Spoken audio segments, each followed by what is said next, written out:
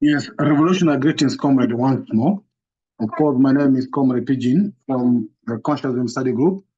I'm, of course, a member of Consciousness Study Group, and we are a class of Africans who are willing and ready to study the affairs of Africa from the philosophical and ideological point in order to understand and in order to be equipped to decolonize Africa. And decolonizing Africa means to have a liberated Africa, to have a totally united or unified Africa, and to have a developed Africa.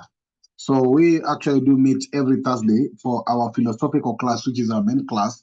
We do the same as reading the book of the book called Consciousness Study Book or Consensus Study Book, which was written by Kwame Nkrumah as a philosophy and ideological book for decolonizing Africa. So we do paragraph per paragraph, and we share our thinking for 2 hours. That's what we do every Thursday. So you are free to join that Thursday class where we go deep into reading the book and sharing our thinking. We are about to finish the first chapter, which is Philosophy in Retrospect, where we've been looking at the philosophy from the start. And the key question we've been asking ourselves in that book, what Nkrumah analyzed, is what is the origin of the universe? What is the universe made up of? So that has been the biggest conversation in chapter 1 of that book. And the key answers has been 2 answers there. That the universe is either made up of spirits or the universe is made up of matter. So the spirits and ideas or matter. And to those who believe that the universe is made up of spirits, they are the people who are called idealists. The two ideologies, the idealist or idealism. But those who believe that the universe is made up of matter are called materialist or materialism. Those are the two main ideologies in as far as the universe and the questions are surrounding. And this actually form so much of orientation on how we view the universe and how we react to this universe. So Nkrumah analyzed, of course, the first ideology of what the universe is made up of, and he questions the ideas of the idealists, and realized that the idealists are so solipsist, they are so individualistic, they just think of ideas and spirits, that the universe is made up of ideas and spirits. But the materialists believe that the universe, actually, well, consciousness is not a hardcore materialist. We are not materialists who don't accept the presence of spirits. But consciousness takes at a center point of both materialists who believe that the universe, the primary unit of the universe is matter. So matter is not the sole reality of the universe, but matter is the primary reality of the universe. And therefore, any other form of matter can be derived from the primary matter, which means the spirits, the ideas, and everything else can come out from a primary matter. For example, the thinking like minding or the mind. The mind is a product of our brain. And therefore, mind is matter, but in a different category. So that is what we've been discussing in the chapter 1 of the Philosophy in Retrospect.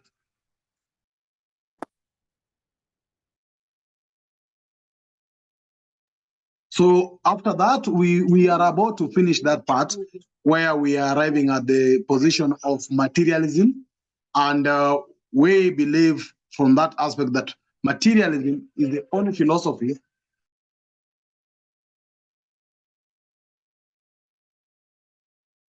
we believe that materialism is the only philosophy that can actually liberate Africa, because it talks much of our material resources and our material being, which means the wealth under our soil and above our soil. And if we can take care of that wealth under our soil and above our soil, we can be able actually to liberate Africa, develop.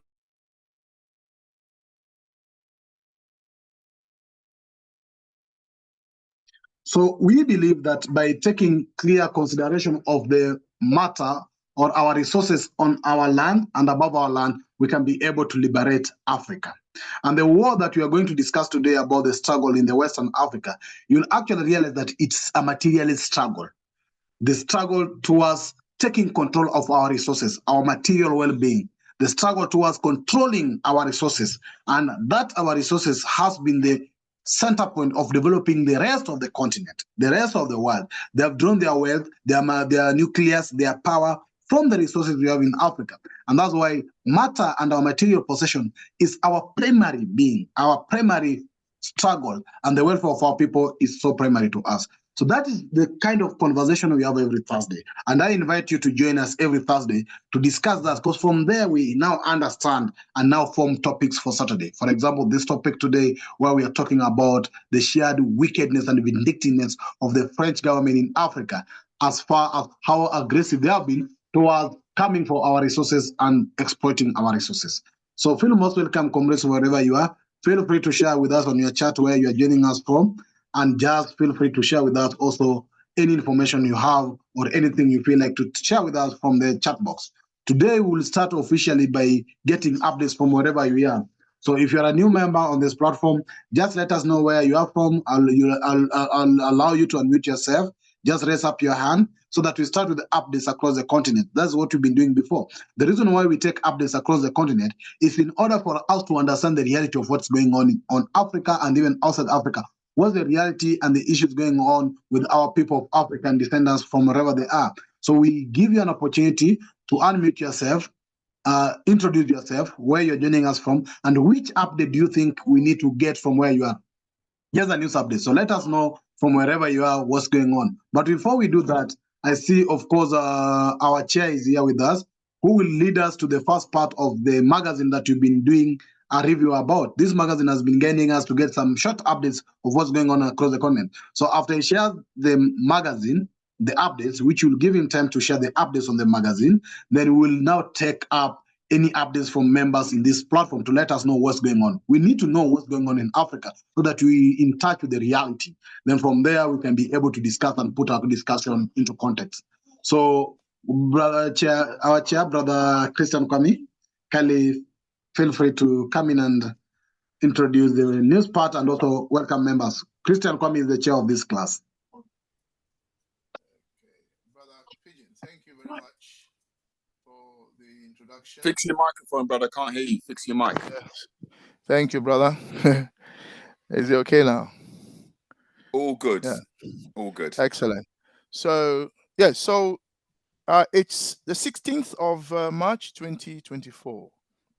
And we've met again on Saturday to discuss what is happening on the continent. A little bit of context.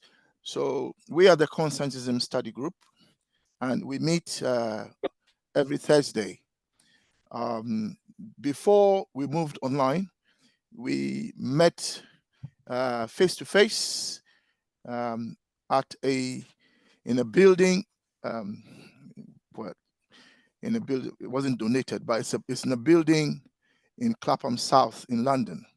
That's where we met, and we had discussions on consensusism, which is a philosophy and the ideology of what we call Pan-Africanism. But it was proposed by Kwame Nkrumah, or Saji for Dr. Kwame Nkrumah, as a kind of summary document on the philosophy and the ideology that enabled him and his Pan-African collaborators to decolonize the continent, starting with the Gold Coast, which became Ghana in 1957. So that the philosophical outlook that he used to decolonize the continent is what he later put together as the book Consensusism, which is what we study on Thursdays. And we used to meet and do that. When COVID came, we then moved online. And our moving online is what has enabled us now to reach all of you, especially those of you on the continent. Because when we were meeting face to face in London, you could not join us. Now, as part of the Thursday meetings, we also used to hear news from the continent. And the reason that was the case was that we wanted to know what was going on and the direction of the continent. And the reason for that was because there are two forces that are in contention on the African continent. In the book, or in the philosophical outlook of radical or progressive Pan-Africanism, there is what we call positive forces. And those are the forces that want to liberate the continent, unify the continent, and develop the continent. And then there are what you call the negative forces. And those are forces that want to keep Africa balkanized in small states, and then they don't want the continent to be totally free, so they want to continue the domination of the African continent by imperialist forces through neo-colonialism. And also they do not want Africa to develop, by which we mean that they didn't want the resources of Africa to be used for the benefit of the African people. So we have European states. Before the Second World War and the Liberation Movement, it was led by United Kingdom, France, and other countries. And then after the Second World War and the clamor for the liberation from the soldiers who went to fight in the Second World War and so on, what then happened was that the European powers like France and Britain, Angola and so on began to move back because of the opposition. And then in came America and occupied that space. So America has been the #1 negative force on the continent since then. So these are the two contending forces on the continent. So what we did on Thursday was also we looked at what was happening in order to get a configuration of the forces. Now, the reason we needed to understand the configuration of the forces is so that we know where the continent is going, because if negative forces predominate, it means Africa is going to slide deeper and deeper into negativity. But if positive forces predominate, then that means Africa will be getting more liberation, more development, and more unification, because unification itself is a process. So that is why we were looking at news. Now, so the Saturdays, but what then happened was that the Thursday meetings, the news got in the way of philosophical and ideological discussion. So then we decided to move the news to Saturdays, and then as a result of that, we now have discussions. So I want those who are here to understand where we are coming from and what this discussion fundamentally is about. It is for us to understand the configuration of the forces on our continent, whether Africa is moving towards liberation, unification, and development, or whether Africa is moving further and further away from unification, liberation, and development. I say further and further away because since the overthrow of the Pan-Africanists, those are Pan-Africans who led the continent, Africa has been dominated by liberals and conservatives who have moved Africa away, more and more away from that. And even the African Union, that some would say is meant to champion our liberation, unification, and development, whereas others would say actually it is there to entrench our unliberation, our ununification, and our undevelopment or underdevelopment. That's what is really championing.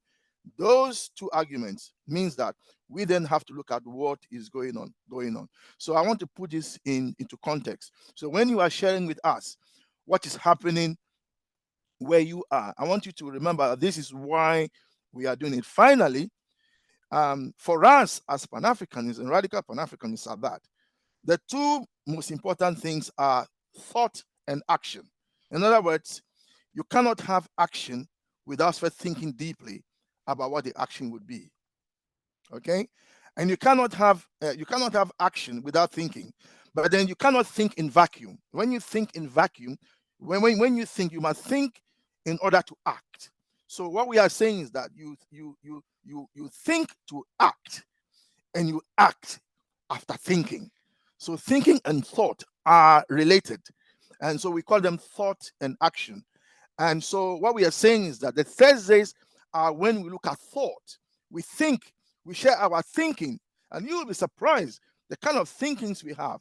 We have a resident physicists, psychologists, and so on, mathematicians, all doing the thinking within the context of Pan-Africanism.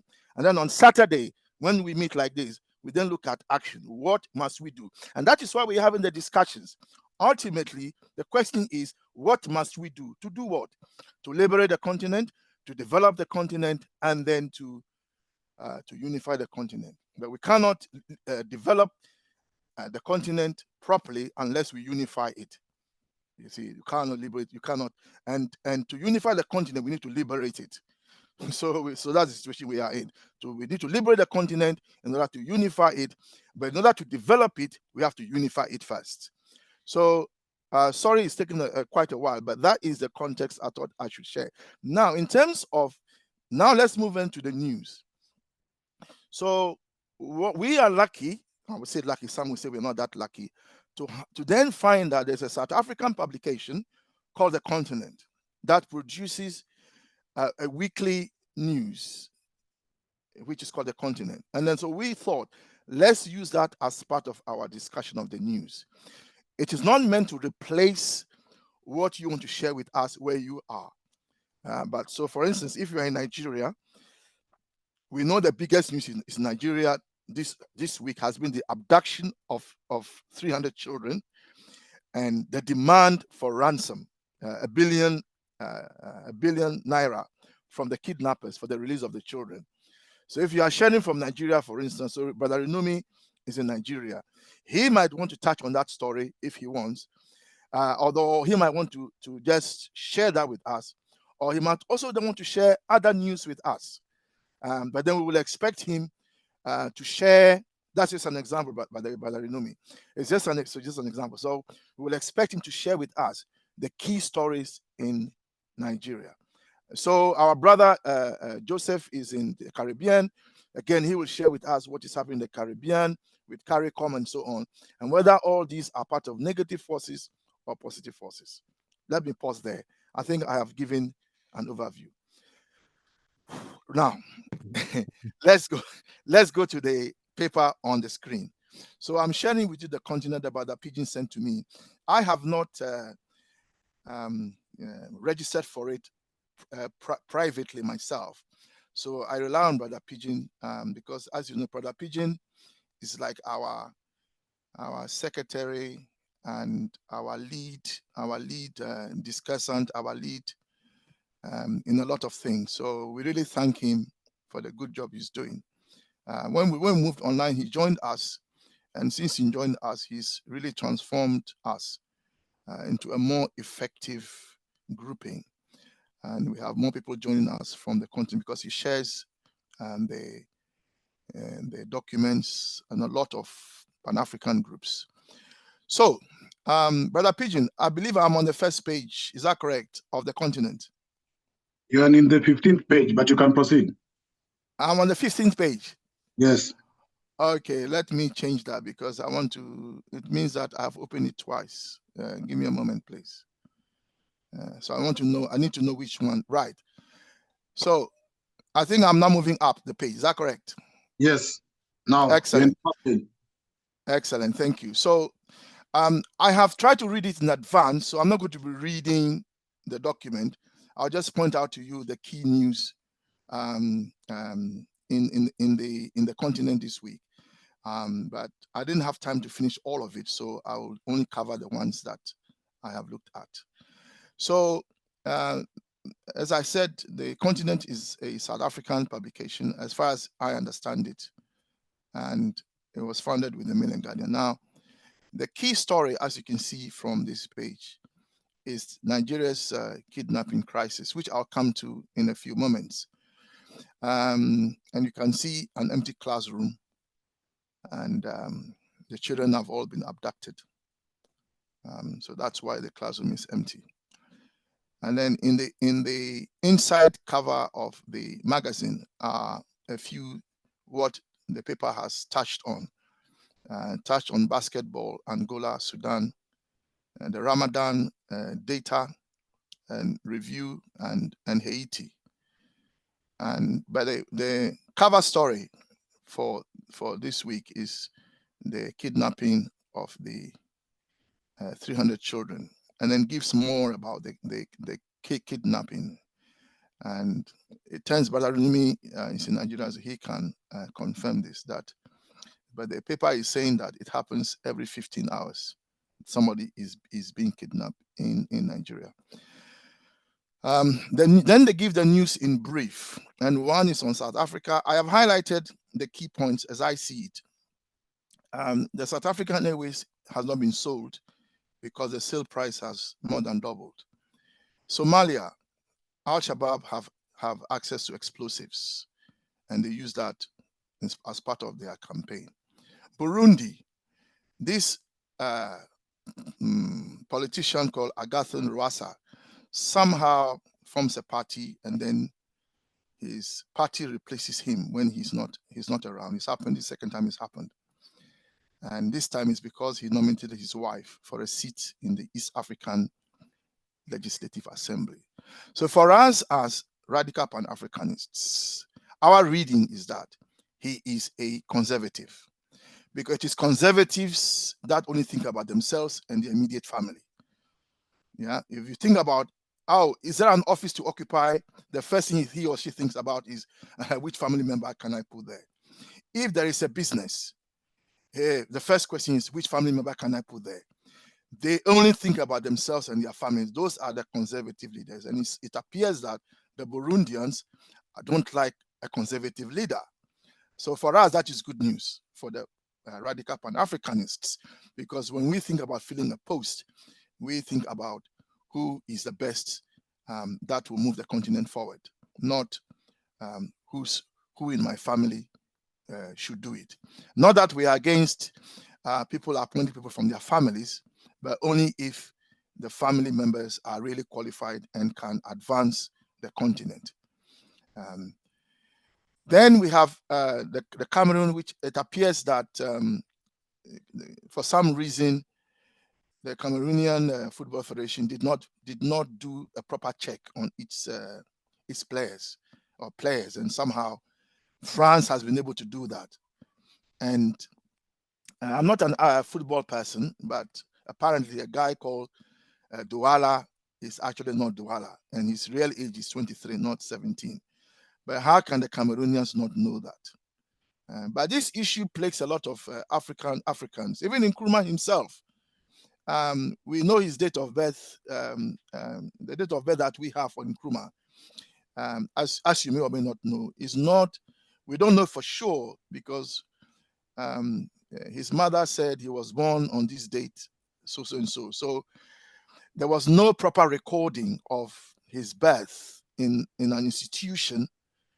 And I'm saying that happens to a lot of Africans. We are born, but there is no record, as it is in more literate societies, if you like. I don't know if I'm saying it right, but in societies where birth and death are recorded institutionally, you know your actual date of birth, because when you're in the hospital, it's recorded, so you can't change it. And then you have a birth certificate that then is used. So, but a lot of us suffer from that. It's not our fault. It's just that the institutions are not strong enough to do that in some cases. So I don't think Douala will necessarily have changed his age, although that's possible. But anyway, that is that. Senegal, apparently, I have highlighted the fact that when politicians are in office and they love the office so much, they then put legal hurdles in the way of people who they think can replace them. And as we know, in a classic example is Museveni in Nigeria, in Uganda, as you know, who has been in office for now decades. And anybody who tries to replace him is faced with all kinds of battles. And that's a problem with incumbency. And that's another example. So these two guys, Ousmane Sonko. So I'm keeping my eyes on the time because I don't want this to go on for too long. So Ousmane Sonko and Bassirou Diomaye Faye have now been released, and people are jubilating. Now in Rwanda, the British government now wants to pay. So the British government is facing opposition with its Rwanda plan. It wants to move people to Rwanda whilst they apply for British asylum in Britain. But there's been legal opposition, and rightly so. Latest in the House of Lords, who have made amendments. So now the British government wants to pay people £3,000 or $3,825. So they go to Rwanda voluntarily. If it is a law, it will be done forcefully. So they want to pay people, someone will say bribe people to go voluntarily. The America, since the Libyan crisis, is now making plans to return to Libya. Why? Because they say that Russia is there, so that's why they are coming back. Then there's climate change, which again has wreaked havoc on our coastal states. In this case, Mozambique again, and that is something that we need to watch out for, because according to the news, it traps millions in a cycle of devastation and recovery. There's an opposition leader in Rwanda who apparently is said to be a Holocaust denier, because her argument is that since Hutus also died in the Rwandan genocide and not just Tutsis, why is it called genocide against the Tutsi? And since the Rwandese government today promotes the Rwandese nationality in the sense that people should not say I am a Hutu or I am a Tutsi, they should say I am Rwandese. In that case, why doesn't it say that genocide against the Rwandese rather than Tutsi? So this is what the woman supposedly is saying, and so she was taken to court and was found guilty and was jailed and spent 8 years in prison. The problem is that she wants to become the president, but you can't be if you have been to jail. So that's the problem she has. Haiti went to Kenya to ask for Kenya to help it to control gangs in Haiti. Now, I don't know if you know a lot about Haiti, but Brother Frank, who used to be in our class, knows a lot about Haiti. Haiti is something we must all be interested in. Anyway, when he arrived back from Kenya, when he was away, violence escalated. There was a prison break. There was an airport siege. He couldn't land his plane. At least he's lucky he wasn't shot from the sky like the then president of Rwanda, who was shot. His plane was shot down, and that led to the genocide. At least he didn't die. But that is the news. So he has resigned. Ariel Henry has resigned, and he became leader, if you remember, when Jovenel Moise was assassinated. Now, since then, America has called the gang leaders to America for a conference. That should tell you that these gangs are CIA operatives. That is my reading of the whole thing. The other thing other than is that, I don't know if we all know, I didn't know this. I know that internets rely on undersea cables that go under the oceans.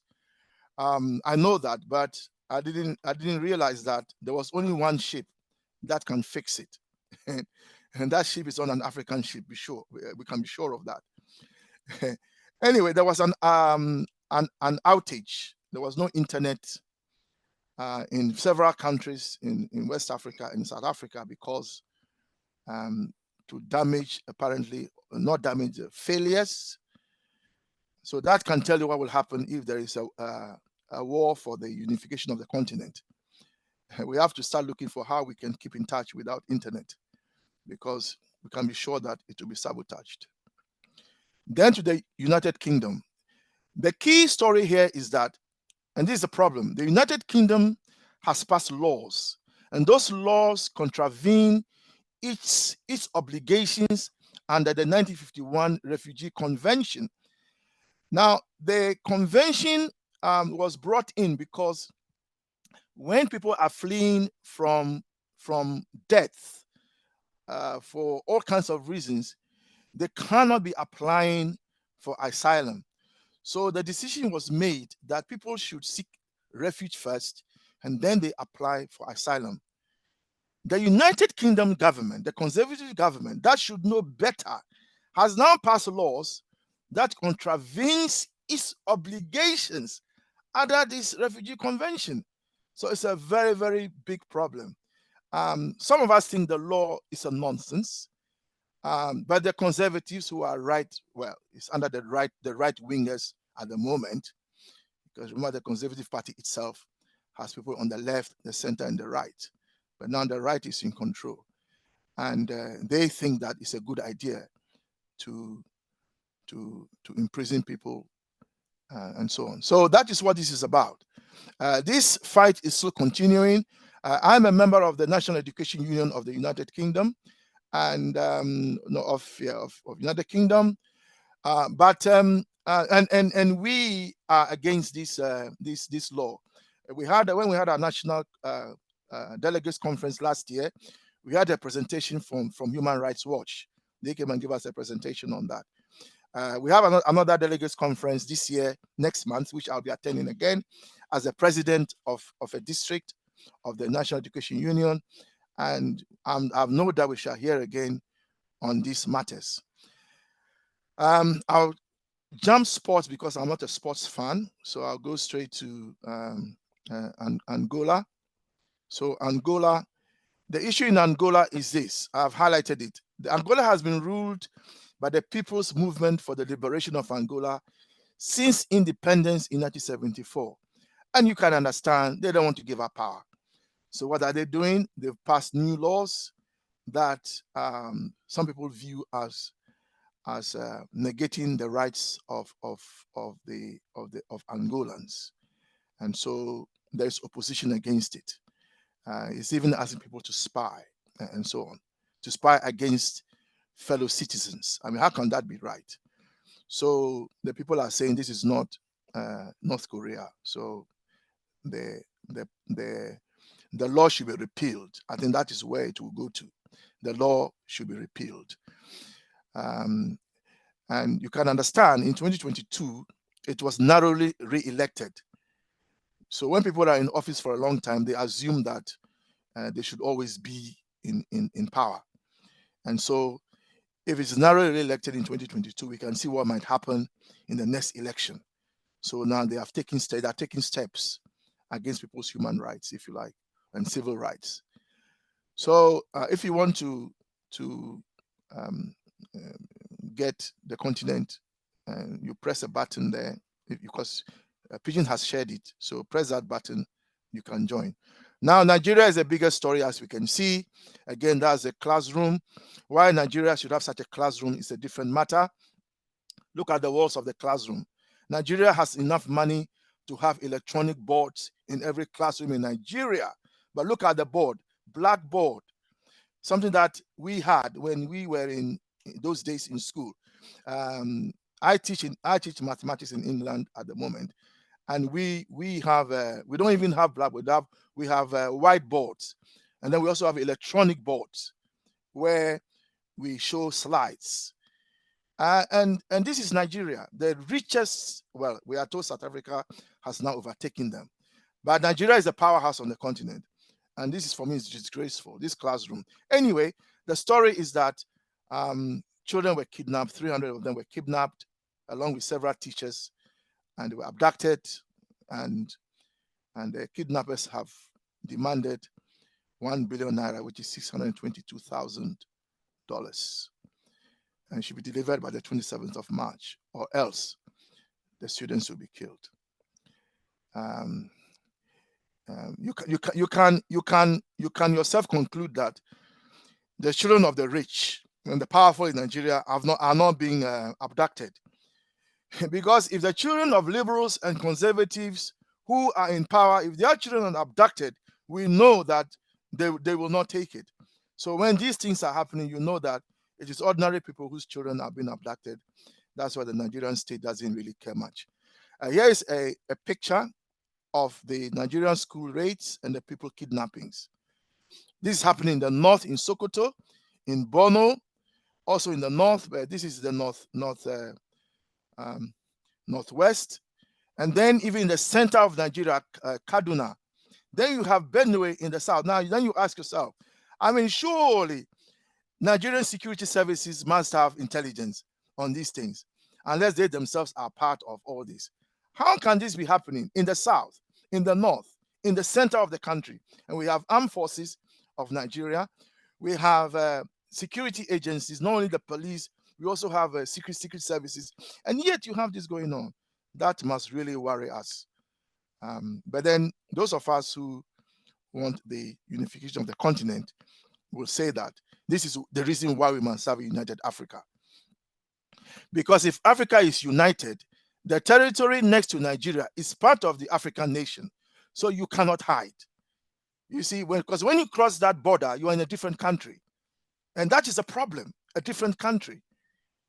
But if the country is one country, you cannot kidnap a child here, abduct them here, take them to a different country. It will be the same country. Therefore, we can deal with this.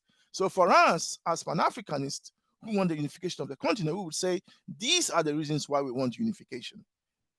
And then I will end with this one because that's how far I got with the magazine before the class started.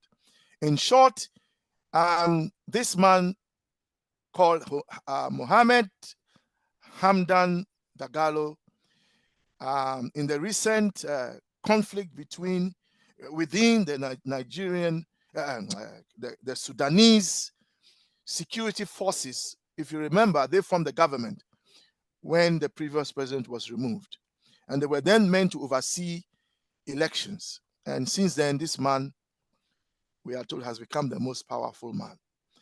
And so what it means is that he is also a conservative.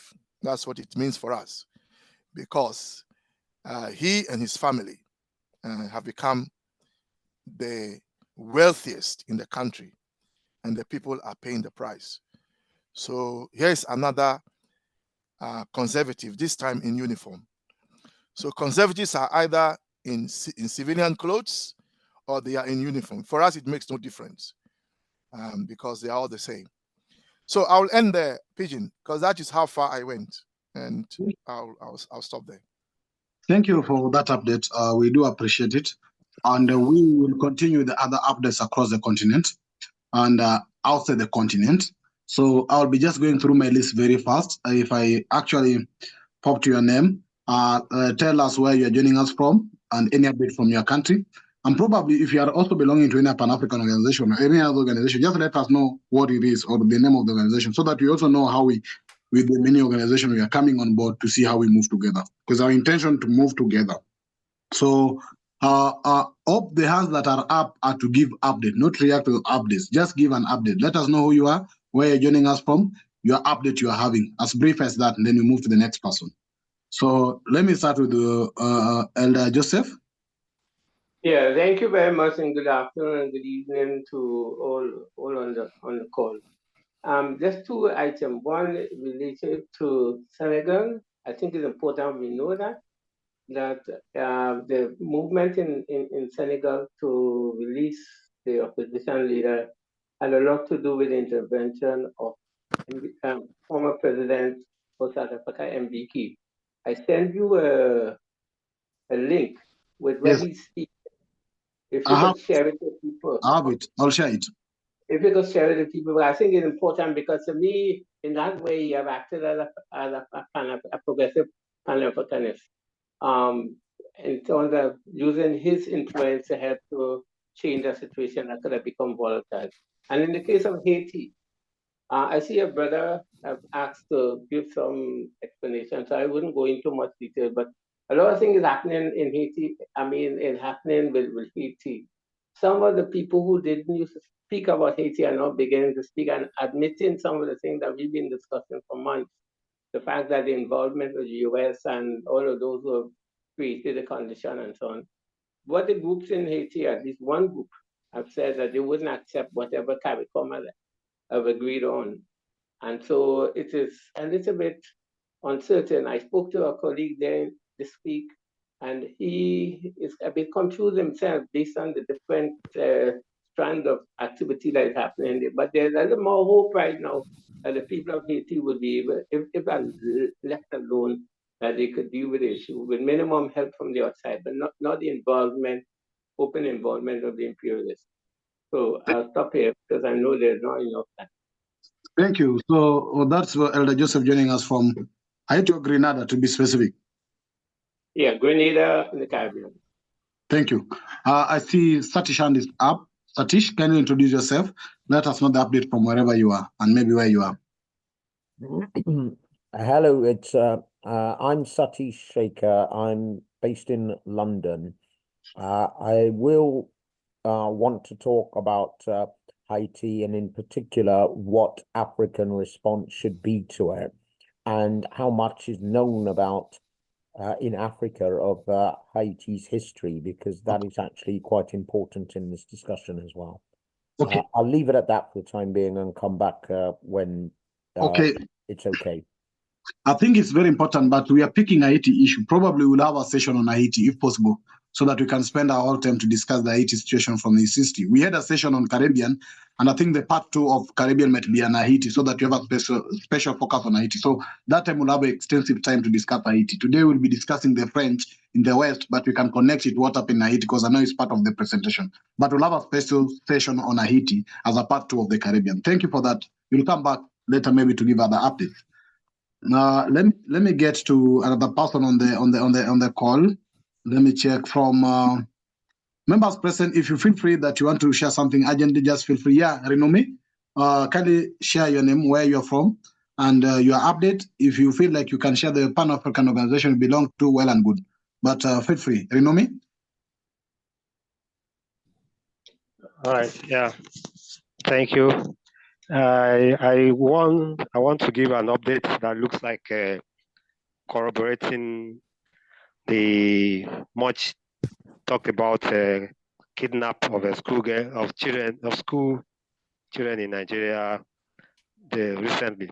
Unfortunately, since the kidnapping took a dangerous dimension over a decade ago, with the infamous kidnapping of over 300 Chibok girls under President Goodluck Jonathan, kidnapping has become just like so ordinary that we hardly move again when you hear news of a kidnapping in Nigeria. It has become so regular, like the continent rightly put it. There is probably a kidnap every 15 hours in Nigeria, and has become so concerned. But however, in this outgoing week, there is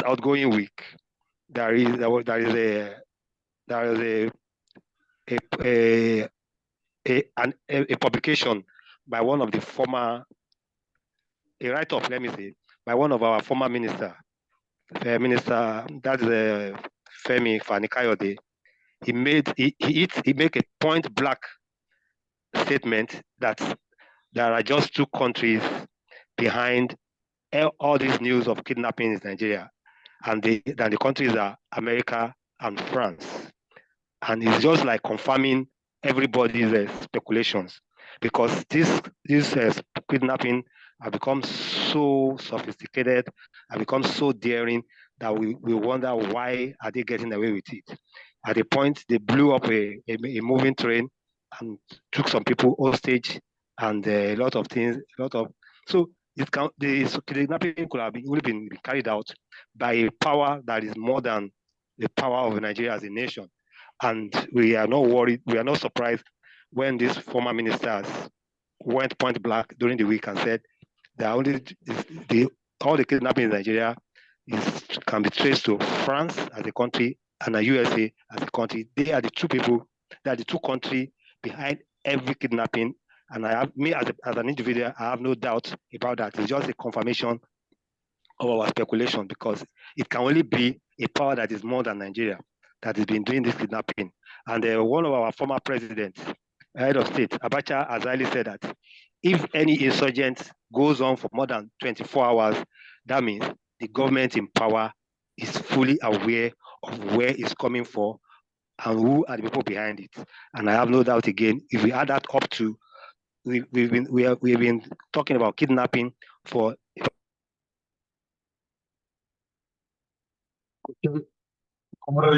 Since you are muted or you are 14 years now, non-stop. Let me also shock you. When Fani-Kayode made the statement this week, there is a particular former governor of Kaduna State that is already been flagged as one of the agents of terrorists and kidnappers. Paid to Fani-Kayode. What they discussed, we do not know. And I can guess that he probably went to tell Fani-Kayode, will you keep quiet? you don't have to say what you are saying, because we are all aware, we are all in this together. We are all in this kidnapping thing. Even former President Jonathan himself said he is aware that people behind the kidnapping are among people that were in his cabinet back then, over 9 years ago. But the government we have under Buhari and up to this current Bola Tinubu, they are puppets of America and France. So they will take their eyes off all this kidnapping. While this kidnapping was going on, President Bola Tinubu packed a team of the visitors to Qatar, and his sons, two of his sons were in those contingent without any portfolio, without any responsibility, without appointment. And when he was to introduce the people to the Qatar officials, his sons were ahead of protocols. And these are some of the things we are battling with here in the country. Where in the first place are the sons in the government's contingents to Qatar, and why are they ahead of protocol? And ministers and ambassadors on that list were lined up behind President's son to be introduced. These are things we are battling with here in Nigeria. And then continent, is good that the continent also mentioned this disruption to internet service. Personally, I've been experiencing disruption on internet service for about 3 weeks now, if not up to a month. But this particular week, it was really, really down and affected countries like Nigeria, South Africa, Kenya, I think Egypt, and so. So that's so that, like the chair rightly put it, they are probably test running another weapon of war, because we African, we are making a lot of inroads through the internet, and they know that if they can deny us the use of internet, we will be shut down. We will be disconnected from other people we are able to solidarize with now. So I think we should be worried about this particular internet disruption that has been going on for repeatedly now. So those are the those are what I want to add for now. Thank you so much. Thank you so much. So we have a list of over 23 people. We will ask anybody who want to give an update, just raise your hand because of time, and we will call on you in the next, maybe we have around 5 to 10 minutes to discuss this, give any update you have. But I see members from South Sudan, from Uganda and other parts of the Africa. So if you feel to have any update, just raise up your hand so that I can call on you to give us the update as soon as you can. So that we can go very easily. I see Elder Sifue. Sifue, are you having any updates? Sifue? Either on the activities you are doing in regards to reparations or anything else? Sifue? And also, if you are free, I see also Elder Tefari. We have Comrade Tefari Mugeri from the International Socialist Movement by Omari Yashitela. If you have any updates, just feel free. And also Kenneth Dumbura. I see all of you here. So if anybody who has an update, feel free to raise up your hand so that you can give us an update and introduce yourself where you're joining us from, if that's possible, so that you can move to the next. I see your presence, Elder or Comrade Everton. We feel most welcome. Brother Pigeon, can I suggest, if it appears there are no further updates, so I think members, from that, it will appear that they are satisfied with what we've covered so far. So I would suggest that we move on to the next session, which is today's discussion. Okay. Yeah. Can I explain to everyone again that the discussion is not apart from the news? The discussion is part of the news. At the end of the day, we want to ask ourselves, what must we do? So I want to put that in that context. So Brother Pigeon, share your presentation. Okay.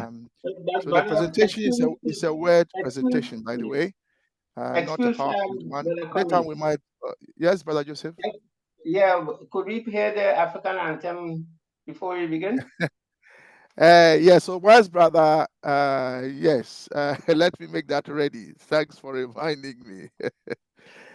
The African anthem, yes. It's good that Zoom are not flagging up our singing of the African anthem. Okay. The African Union anthem. They should change the tune of that anthem. It appears like a chant. So what? Yeah, brother Pigeon, why are you asking them? Why are you asking them to change it? It was changed by the radicals. That's like a chorus of a church. Yes. Please, I'm going to do this one in English, because the last one we did last week in Swahili, I believe it is in Swahili. This one is going to be in English, so that we can all follow the text. I hope you don't mind. Thank you. So, brother Pigeon, here I'm going to yeah. So you should see my screen. Is that correct? Yes. Okay. Yes, brother Joseph. Here we go. And brothers and sisters, the African Union Anthem. Thank you.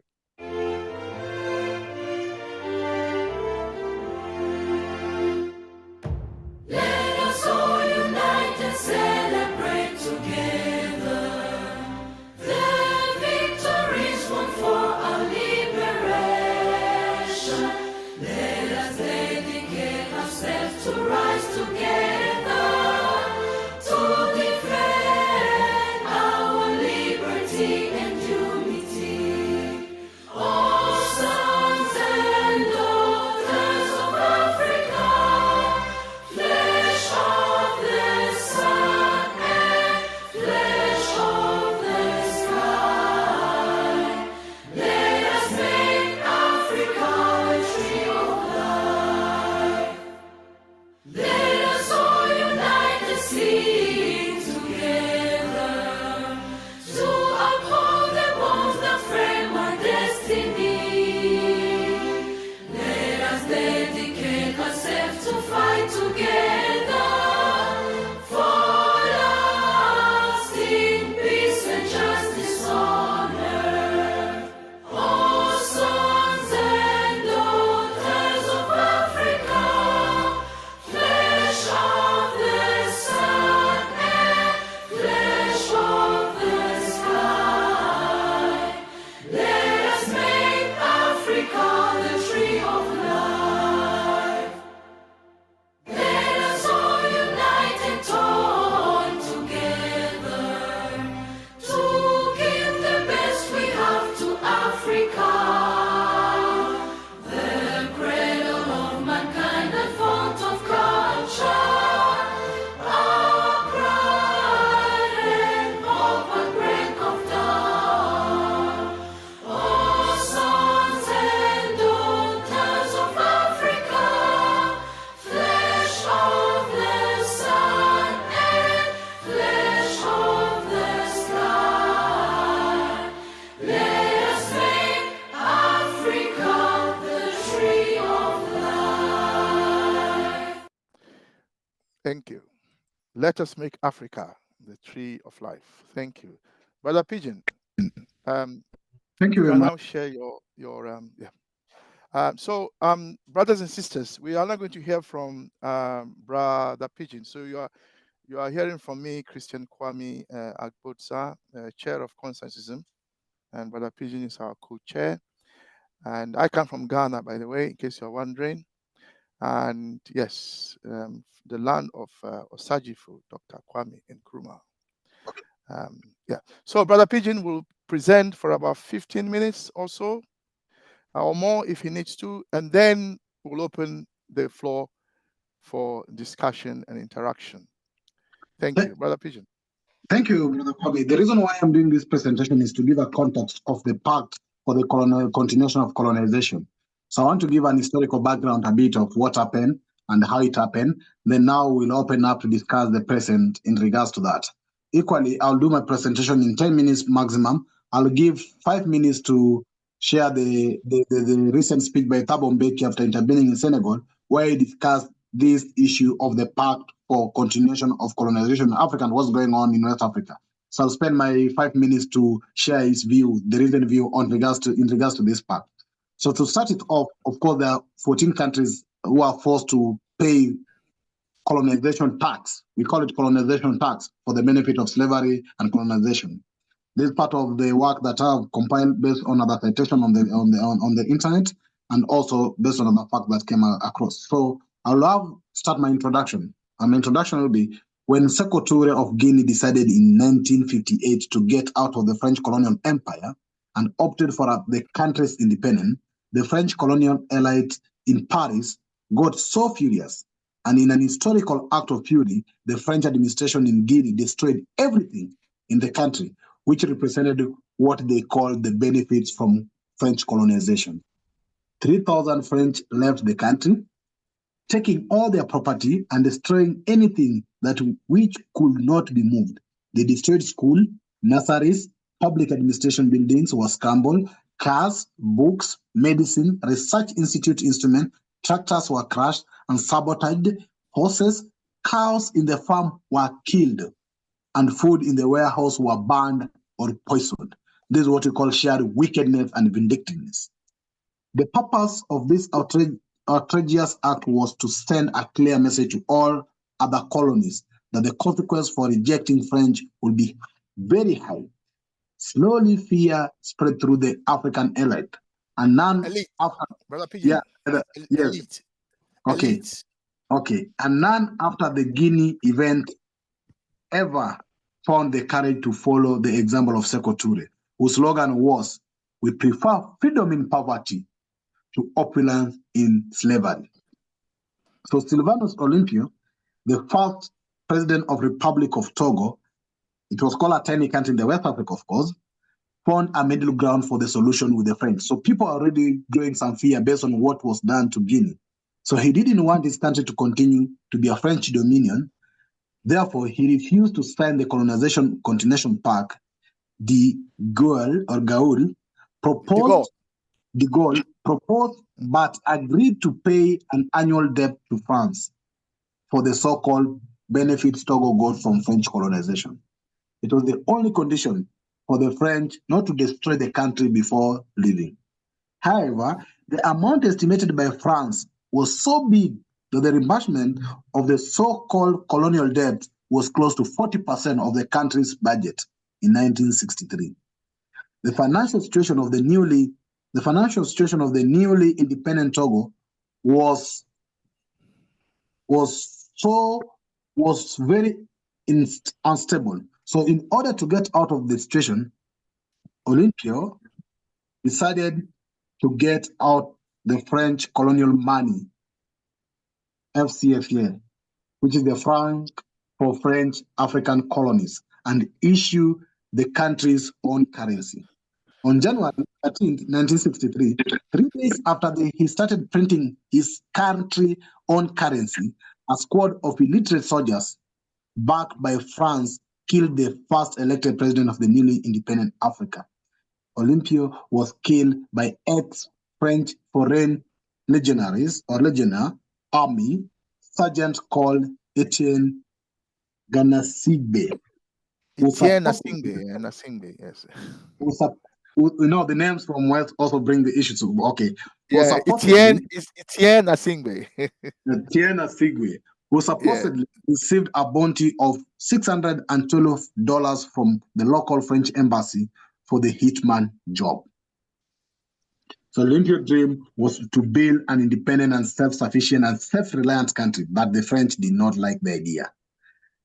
On June 30th, 1962, Modibo Keita, the first president of Republic of Mali, decided to withdraw from the French colonial currency, which was imposed on 12 newly independent African countries.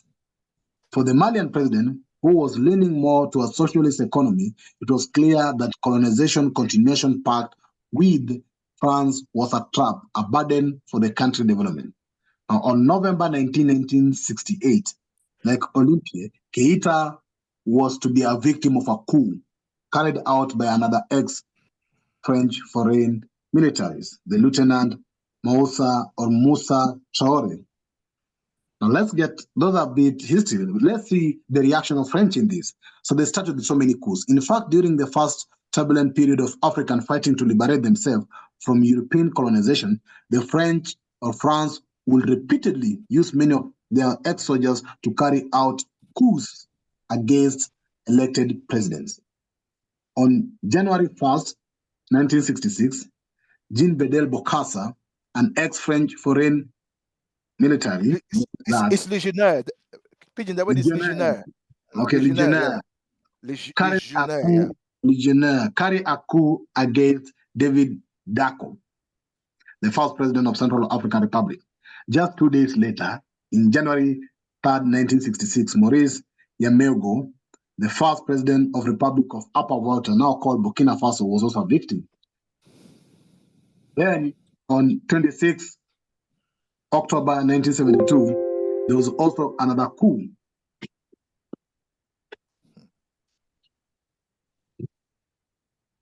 As we can see again, where the president, of course, the president, Habat Maga, was also a victim of this. So the coups were still going on in Africa, and they were following each other. As you can see, so you can suspect that it was either intentional or not, but this was a clear strategy. So as you can see, as we proceed, in fact, it's recorded that during the last 50 years, a total of 67 coups happened in 26 countries in Africa. 16 out of those coups are French ex-colonies, which means 61% of the coups happened in Francophone Africa. This just lists a bit of those coups by the countries and number of the coups that took place in those countries. You can see there.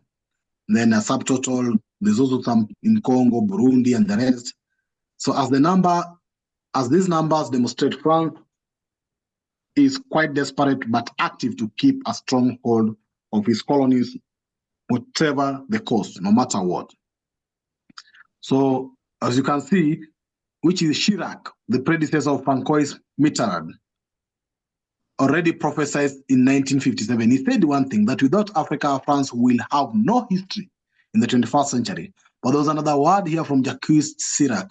We said that without Africa, France will slide down into the rank of a third world power. So they knew the need for Africa and the strength of Africa. So by 2014, of course, still, over 14 countries were still paying or putting close to 85% of their foreign reserve into France central bank under French Minister of Finance control. Until 2014, Togo and other 13 countries, and up to date, based on the latest data, is still the same. African leaders, apart from the few who have now been actually going against and doing away with all the treaties as we see updates coming in, they're still paying what you call a colonial debt. In fact, I don't understand how it became a colonial debt to those who colonized us. So African leaders who refuse, of course, have been victims of killing, and you know what has been going on around the coast and everything else. It is such an evil system, even denounced by the European Union, but France is not ready to move from that colonial system, which puts about $500 billion from Africa to its treasury year in, year out. You know what happened to Senghor? In 1958, of course, he declared that the choice of the Senegalese people is independence. They want it to take place only in a friendship with France, not in dispute. From then on, France accepted only an independence on paper for its colonies, but signed this binding cooperation accord, which you call the Pact.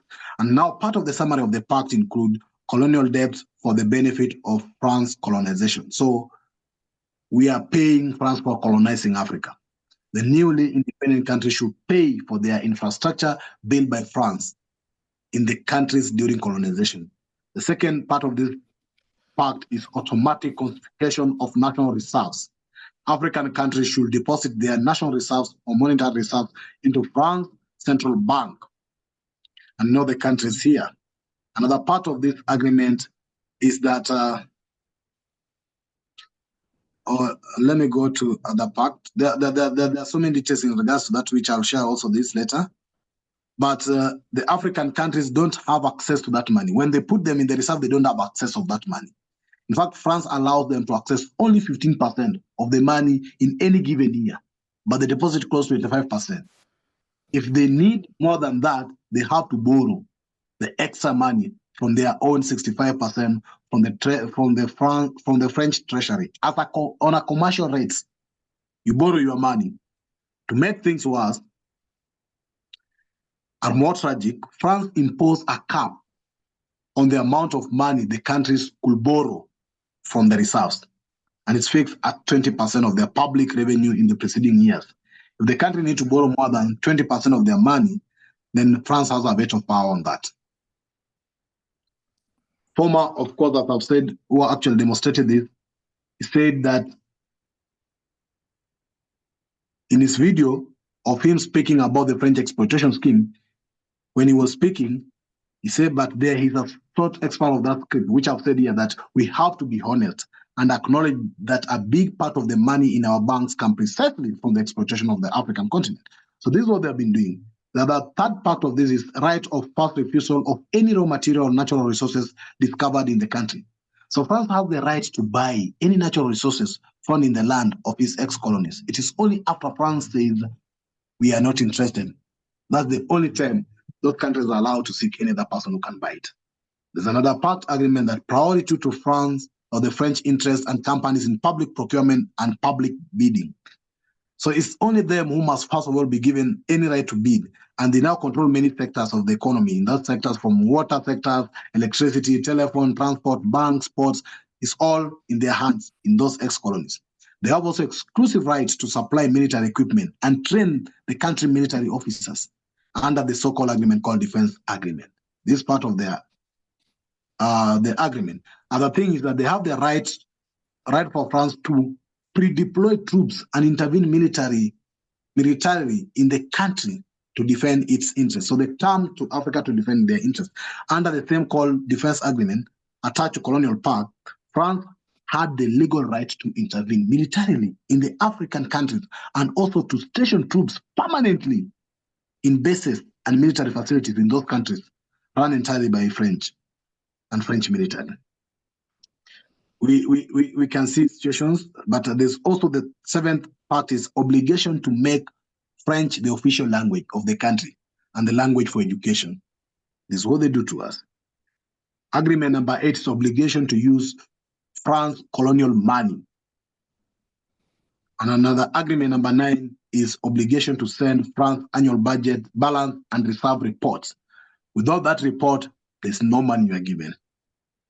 And the 10th agreement is renunciation to enter into military alliance with any other country unless authorized by France.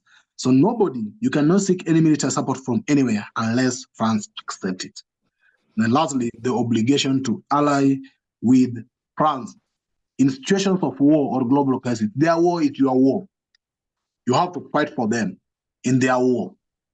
So these are part of the 11 agreements by France to their former colonies that we find them so exploitative. So if you permit me, I'll play only the 5 minutes contribution of Pablo Becky in regards to this.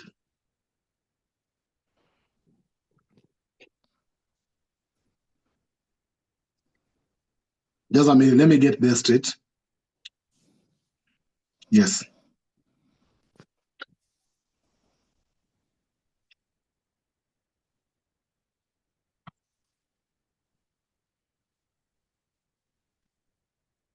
Officers against French neocolonialism. An agreement with France signed at the point of the independence of Cote d'Ivoire. Can you make it bigger? Yeah. That France would maintain a military barracks in Abidjan, the capital. And the commander of the French troops, in any situation where he felt the security of Cote d'Ivoire or the security of France was threatened, he had the power, sovereign power, a French general, to take over the public station, broadcasting, and announce whatever he liked. It's one of the agreements, one of the 12 or so agreements, that not only Cote d'Ivoire, but many countries of the Francophone countries that signed with France at independence. Mali just now has just repudiated all of those agreements. I think there were 11 or 12 of them, which include prescriptions about when you've generated a foreign currency, bank it in Paris. Yeah. And Paris, the French franc then, would guarantee your currency, CFA. part of what is happening in West Africa, Palisa, as you can see, is a rebellion by young officers against French neocolonialism. It's not only military coups to remove some elected president, but these young soldiers are saying our politics since independence has respected this junior relationship with France. That must end. So you see the big confrontation between these countries and France, it has to do with ending like the agreements I've talked about. That you'd have a French general based in Cote d'Ivoire who has actually the power to intervene in Cote d'Ivoire as he liked. So it's an anti-neo-colonial rebellion. It has got this element, you are quite correct, of removing elected presidents. How does the continent deal with that? Well, you know, the OAU has a standard policy, as you mentioned, against illegal changes of government. So the military governments don't get recognized. But we have a particular consequence now, where Mali, Niger, Burkina Faso decide that they are walking out of ECOWAS. Now that can be a positive development. What is to be done? It's not a question that we can answer here. But I think, again, I'm trying to say, it's necessary for us to understand the objective reality. What actually is happening? It's not just young soldiers who are hungry for power and therefore remove this elected president. No. That's why they talk about Thomas Sankara. Sankara took power by coup d'etat. He was a soldier. But Sankara understood this particular issue, the need to destroy and defeat neocolonialism. And that's what these young soldiers are saying. What do we do with them? What does Africa do with them? So that is the part of the interview where he gives his opinion in regards to what's going on in West Africa. Back to you, Chair. Yeah, thank you, Brother Pigeon. Am I very clear? Now, can everyone hear me okay? So Yes, sir. Yeah, if we couldn't, you know, you'd hear from me if we couldn't. Thank you, DJ Mr. P. Now, I don't know about all of us who are listening or who were listening to Brother Pigeon's presentation, which I think was too short because he had a lot of information there that I think he should have shared with us before we start the discussions. One of the lines in the presentation that Brother Pigeon has shared with us is I know he hasn't numbered the pages, but it's, if I'm right, it's on page, because there are 9 pages in his document that he shared with us, and the page 8 towards the end, it reads that there is something almost psychopathic in the relation of France with Africa. It's as if France is severely addicted to looting and exploitation of Africa since the time of slavery. Now, I don't know how you feel, guys, ladies and gentlemen, but I feel very angry. Now, when we put out the poster for this today's discussion, even we, the coordinators, had an argument amongst ourselves whether the poster should read as it did, in terms of whether we should use the word wickedness and vindictiveness and so on. Even we ourselves had that discussion. And anyway, in the end, we decided to go along with those words. And what we have heard, brothers and sisters, is nothing short of human wickedness and sheer vindictiveness of the most abhorrent kind that will make the blood of any true African boil. Because I am feeling very angry. And Dr. Arikana, who used to be at the national, the African Union headquarters, was removed through French instigation, we understand, because she kept going on about this French pact. Anyway, we'll open the floor for discussion because we want to hear from everyone. But I want to mince no words. I feel very angry, and I think that as part of our discussion, one of our actions should be, what shall we do? Because this cannot be allowed to continue. So I feel very angry. Now, recently, you would have heard Macron, the French president, saying that the European that Europe should put boots on the ground in Ukraine. And the reason he said that, we were not told, but we know that the reason he wants boots on the ground in Ukraine is because he wants war with Russia. Why? Because Russia is behind the Sahel states that have rebelled. And if you look at the Pact says that they had no right to do that. That is, the Sahel states had no right to do what they did. And the reason they're able to do that is because of Wagner and in Russia. Therefore, he wants war in Ukraine because of that. And other European states came in and said, no, there's going to be no boots on the ground. In fact, Germany was the first to come in and say, no, that will not happen. But you can see the psychopathy of France, if I may use the word that Brother Pigeon presented. This is psychopathic behavior. Absolutely. This is psychopathic behavior. Yep. This psychopathic behavior. This guy is sick. Now, the other thing also is the fact that Olympia was killed because he wanted to be free. He wanted Togo to be free. So France is killing people because they want freedom. What kind of country is this? What kind of government is this?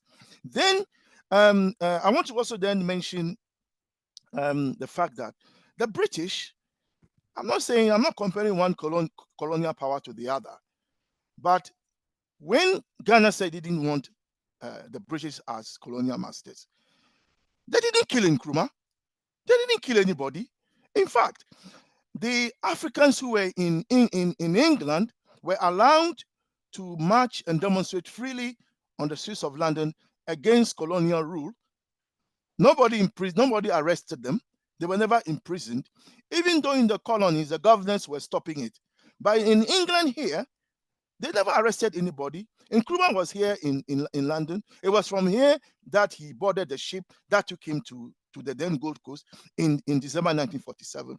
Nobody killed him when he arrived. But France continues to kill people.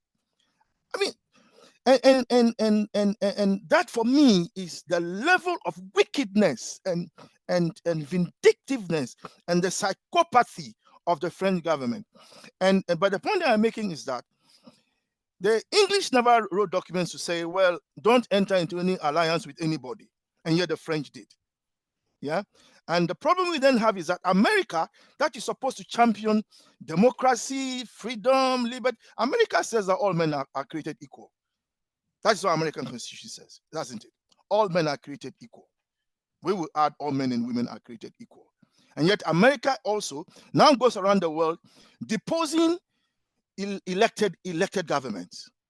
You know, so America is no better than France. But anyway, I want to then finish with Rwanda. I don't know, but this Rwandan situation is an interesting one because one of the things that has happened in Rwanda is the overthrow of France in Rwanda. That is that fight between the Hutus and the Tutsis, the way it was put, was really not an ethnic war, because the Tutsis and the Hutsis and the Hutus are one people. They speak the same language. It's just that, like in every family, some are lighter than others, and some have certain businesses that others don't have. But the root cause of the problem in Rwanda was France. France was behind I know some will disagree, but I'm telling you what I know. You can disagree if you like. But France was behind the genocide. France could have stopped the genocide, but France was behind the genocide.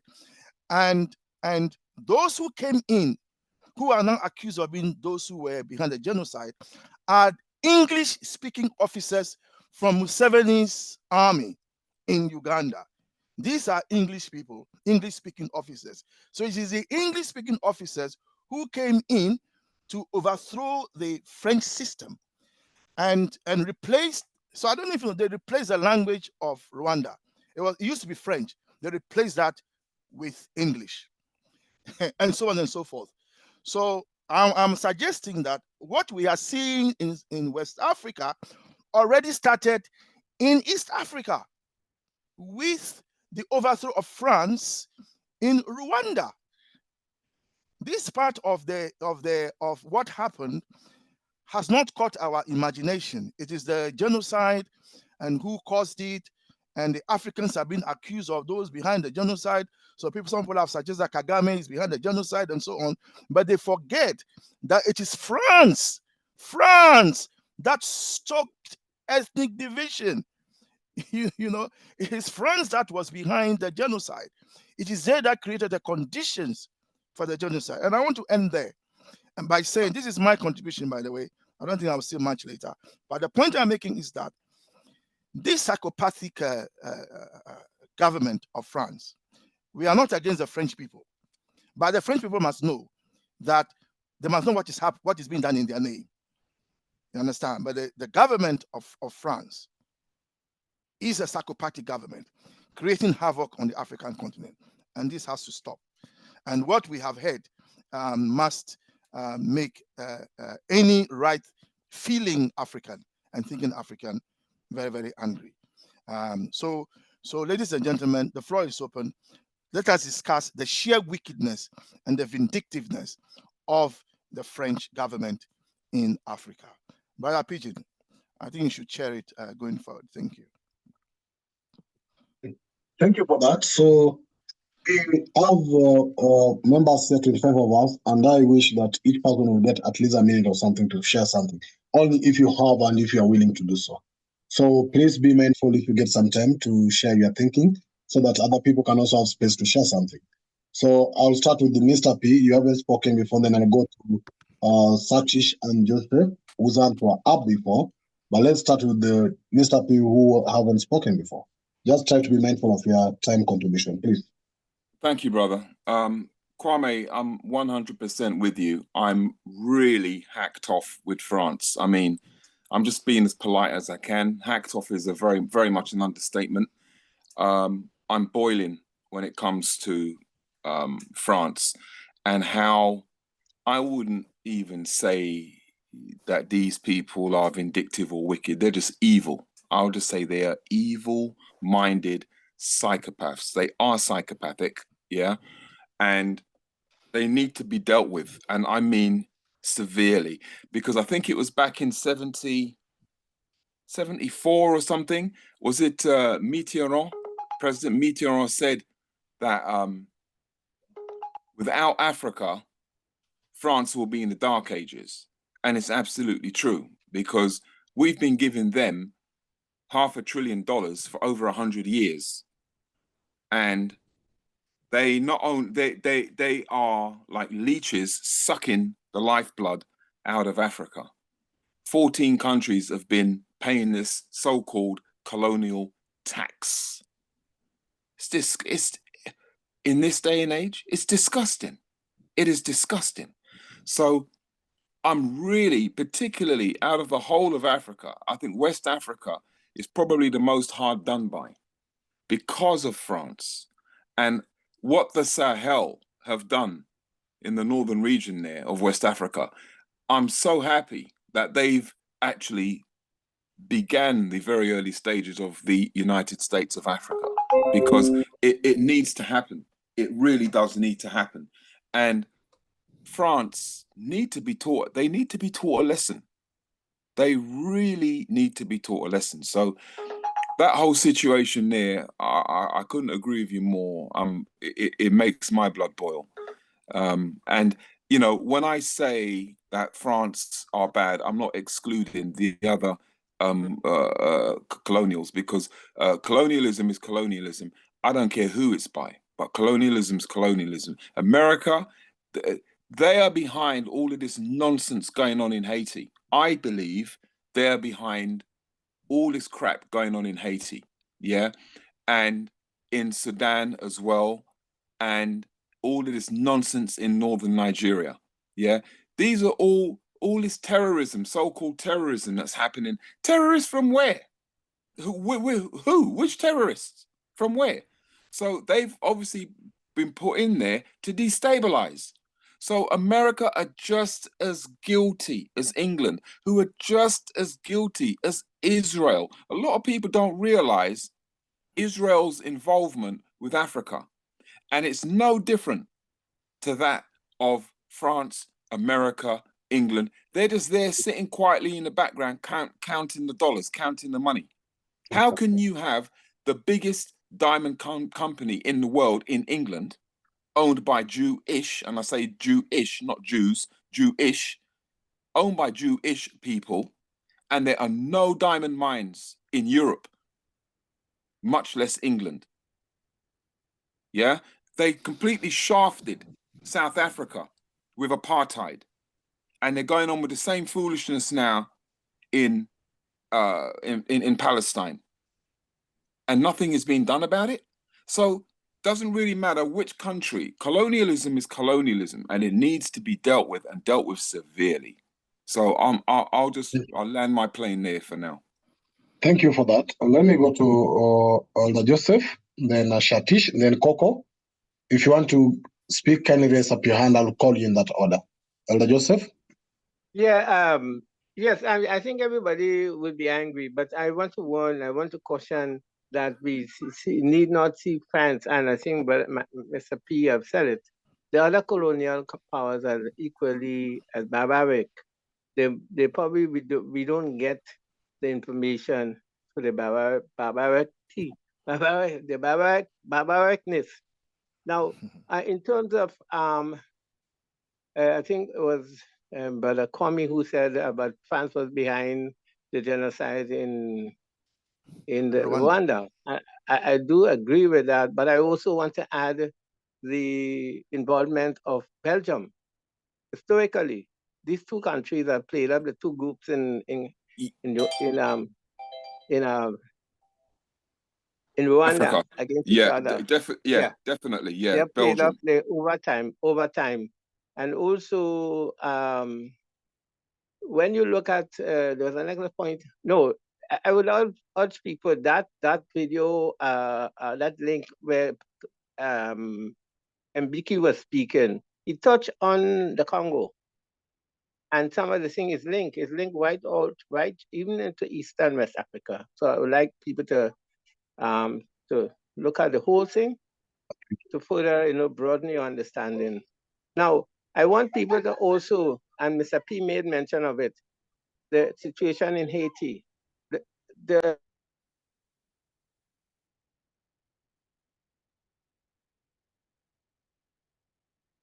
What happened? Well, we lost you, brother. He's muted. Joseph, He's muted. Someone's muted him, or he's muted. No, he muted himself accidentally. Oh, okay. Brother, all right, can we unmute him? Am I unmuted now? Yeah, we got you. Yeah, We got you, brother. Yeah, continue, please. I was saying that what the current situation in Haiti had to be factored in, because it's part of the same pattern. Because after Haiti revolts, they made this condition on Haiti to pay, which Haiti was paying up until 2015. And the reason why Aristide was abducted and so on with the help of the Americans, because Aristide was saying to France, you need to pay back. You need to pay back, the money that you forced us to pay. So it is a pattern that is all over. Wherever the French has been, In fact, I'm a victim of the French. My surname is a result that France was in Grenada at one time. And I had plantations and so on. They even place name Antoine in Victoria, I mean in Grenada up to now. I have the French name. So it is sickening, but we need to bear in mind that what we need to do as the question is to become informed and also to go forward with a steady head, so that when those who want to tell us that the Western democracy and Western way of life is the way we should go, we just have to be able to tell them, look what's happening. And by the way, the British is no different, and I saw the Portuguese and so on. I can say about the British, one of the things that the British did was have all these so-called independent countries become members of the Commonwealth. And there's certain condition, restriction on those folks. So that is another form. And of course, maintaining the monarchy. That's a big contentious thing. I mean, all these countries have, I mean, most of the countries still, maybe with the exception of African, have as their head of state the King of England. So it's one way of keeping you. I mean, and the question is how the former leaders who couldn't see that. I mean, those who went blindly and signed it, I know those who refused, they were killed. So I think it's very opening up. This thing should open up our eyes to see that who are the real enemy, who are the real, I mean, destroyers of Africa and African people, and who are the people that would want us to remain in poverty so that we, look like beggars and so on. Whereas in the meantime, they're pillaging or pilfering all the resources, I mean, the important resources that we can live on and prosper on. Thank you very much. Thank you, Brother Satish. Hello, comrades. There are a couple of things I want to add. Elder Joseph has actually said some of the things I was going to say, and that is there was a test run for the policy that France has imposed on Africa, and that is Haiti. They did the plan and success of enforcing a debt onto Haiti for having the temerity to abolish slavery. France extorted an indemnity which was actually 10 times the price of the Louisiana Purchase. It's one of the few examples in human history where the winners had to compensate the losers. And that, where I disagree slightly with Elder Joseph, is Aristide called for the return of that money, and that led to what amounts to a coup d'etat that they got away with because nobody refers to it as a coup d'etat.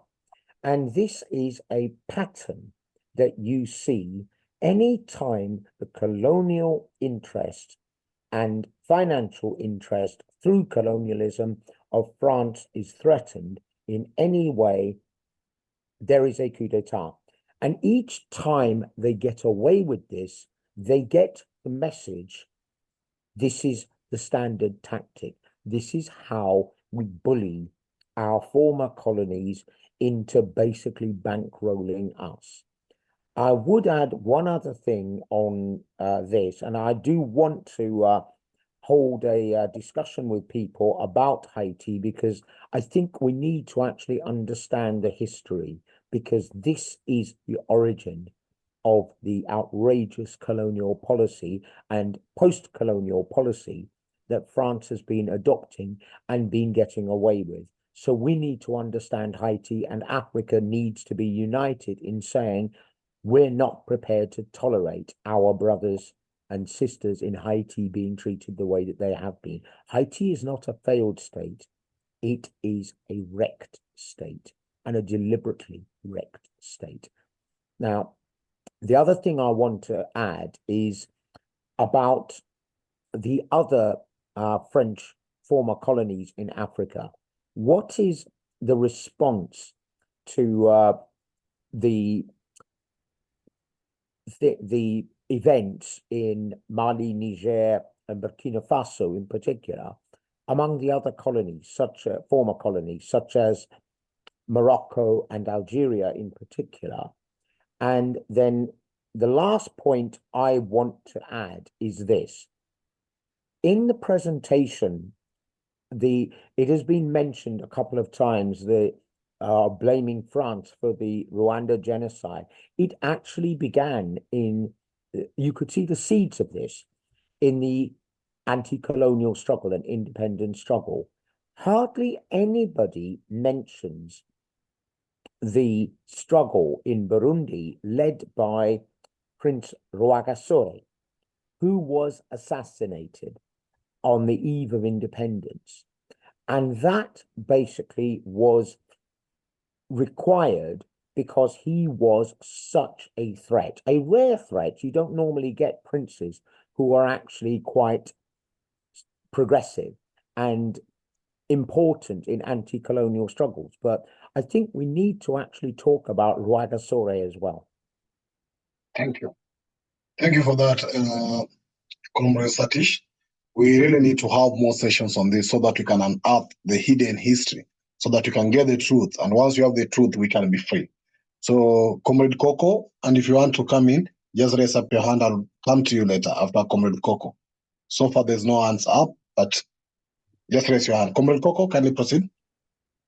Yes, revolutionary greetings to all of you, comrades, and thank you for this opportunity. Comrade Satish, what you have said there are profound truths, and I think we should consider what you said and put those things for deliberations at a later time. You see, the problem with the world, not just a problem with Africa, it emanates from the competition between France and Britain. And if you go back again a few centuries, you see that that is a root of Christianity, is the conflict between Catholicism and the Protestants in England. And all of that was exported to where we are in Africa or in the colonies, besides the economic reason as well. If you study the history, you realize that Britain started consolidating here, practicing what their strategy was on the Irish and the Scots, and then exporting that to Africa. I'm telling you all of this just to make you aware that you cannot point one colonizer and say they are more benevolent than the other. They are all the same. The English, they will never do things covertly. The overtly is always covert. Their racism and discrimination is always covert. Okay, but with the French, it's in your face. It's in your face. And what they did to Haiti after Haiti's independence was again to everybody's surprise, because the French had just had their own revolution, and people expected that, okay, these people will understand what it is like to throw off the shackles of oppression.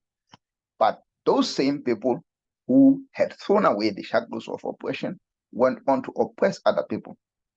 Napoleon came back and wanted to put the people of Haiti back into slavery. And the only way that the people of Haiti would get off from that was if they had to pay that debt, the debt of for the owners or the elites of France losing on their richest, most prized possession, which at the time Saint-Domingue was producing 40% of the sugar exports. Hence, the loss of that to France was massive. And then they came into Africa, and Africa became their new empire. And with that new empire, they realized we cannot lose this empire. We'll have to somehow continue dragging this empire forward. So de Gaulle saying to the Africans in 58, oh, you can choose to live or remain in France and we'll respect your choice, was a lie. It was again another false false presentation, false proposal, because we saw what happened with Sekou Touré. The minute Sekou Touré said, no, this is not going to happen, they made an example out of him. And there's something which you haven't mentioned, but in your presentation, is that they actually used their secret agents in 1960 after Guinea printed their own currency to go in and distribute fake currency. And that led to the Haiti economy actually nearly collapsing because of that. So there are lots of things which are related to the issue of currency. Is the economics behind it? There is what you call seniority, which as a monetary authority printing the currency, you get that out of people using your currency.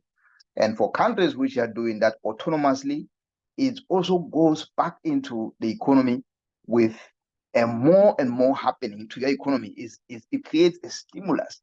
But the African or French-speaking African countries, they don't have a choice of that. They don't even have an autonomy to say where their economy is going, because they also have the French officials sitting in their central bank telling them how they have to run the economy. Then the worst case is the reserves. Those reserves that they had to send to France could have been used for several other developments in their countries, but they have never been able to use those. And again, they are always threatened to say, if you leave this community, look what has happened to Zimbabwe, look what has happened to Lebanon, all of those things. But the worst case is where you are being blamed because you're a victim. They tell you, oh, we have colonized you, there are developments which you had to pay for. What the heck is that? It doesn't make sense, because let's look at Walter Rodney, How Africa, Europe Underdeveloped Africa. Go read that book. You realize just how much they continue to underdevelop us up to today, because the education system they have in place, it continues only to benefit them. The people they have there, like Blaise Diagne, who considered himself more French, are like most of the Ivorians which we have. We have Ouattara now. Ouattara is working with Macron. They are trying to introduce the ECO behind the backs of ECOWAS and to take over the new system which they are planning, just to make sure to dress it up. It's the same CFA, but they are dressing it up now in the language of the ECO. It is the elites in Africa who are our Achilles heels, gentlemen. We have a problem with the Leopold Sédar Senghors, all of those guys who were trained in France, indoctrinated in France to feel more French than African. We as Africans have to say no to people like that. It's time that we stand up as progressive Pan-Africans and say, we want our country back. We haven't had our country back, and we haven't been able to unite as a result of that. And that's happening again here in Francophone Africa. They cannot unite because of the CFA. Italy called them out. He said, look, we cannot have these migrants here because you continue to oppress them with this currency. It cannot happen. So we need to go out there and talk to all the other stakeholders who we think can help. We have lots and lots of other people we can use. Mohamed Gonare is always talking about this, that Africa is being depopulated. They want Africa without the Africans. And it's happening a lot in French-speaking Africa, in France-Afrique. Thank you, gentlemen and ladies. Thank you. Thank you for that. Let's go to Comrade Numi, but I request our sisters, comrades on the platform also to kindly say something. It will not be a balance-sided conversation. So, Comrade Numi. All right, thank you.